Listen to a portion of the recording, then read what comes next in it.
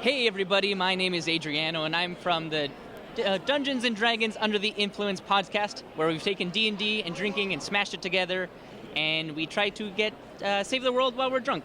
This is the Dungeon Master Marco, and he's going to tell you a little bit about what he does and what to expect on the podcast. So, other than trying to manage a bunch of wild drunkards while trying to construct a world full of fun and excitement and in-references and just general good times, I'm also in charge of making the drinks and making sure that everybody keeps socially lubricated, I'd say. Mm-hmm. Yeah. We're just here today at the Toronto Comic Con trying to get people to check out our podcast, our webcomic, and most importantly, join the party. All we want is for you to have fun with us. So what do you know about Dungeons & Dragons? I don't know much, to be honest. I tried to play it once when I was a kid, and I just couldn't get into it. Like, I'm not really into board games or anything like that at all. So I guess I just don't get, like, what's the main appeal of it? Maybe you guys can tell me. Absolutely. So it's changed a lot since when you probably first tried it as a kid. It used to be all about rules and math, and it got really techy. Fortunately for us, it's now gotten to the point where the rules are simple enough where it doesn't get in the way of you having fun, and it's simple enough that we can play it while drunk, which is very, very important for what we're doing. The main draw of it is to make a character and play as that character in this new world.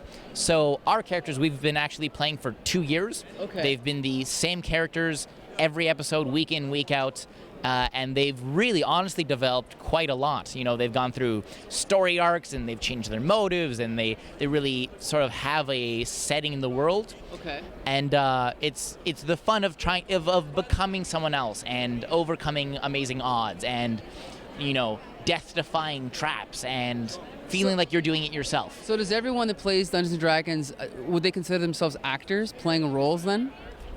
Yes, it's essentially what it is. It's called a role-playing game, so you embody, who you are becoming, and you say, you make a decision, this is what I'm trying to do, and then the dice are just there to give you a probability of how well you'll do it.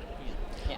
Okay. I'm the dungeon master, Sure. so I don't have a character in the game, Okay. but I'm really everything else. I'm the universe, I'm the dungeon, I'm Sure. everything, and when the players roll the dice, I have to decide what the dice rolls mean. Okay. So let's say there's a door, right? And the big elf guy here with lots of muscles says, I want to smash it open. And he rolls, and he gets a 20. Like, oh, the door shatters off the hinges, and it's amazing, and you break into the room. Or he can get a 1, and he'd be like, oh, you try to open the door, but nothing happens. But the mark of a good dungeon master will say, you can't open the door, nothing happens, and now that you're stuck in this hallway, you hear skittering coming up the hallway. Something's approaching, right? It's the whole yes and sort of Okay, deal. I see. I have one confession to make. I got it when I was younger. I actually thought that the reason it was called a role-playing game is because you rolled dice. Am I wrong about that? I think you can make it whatever you like to be.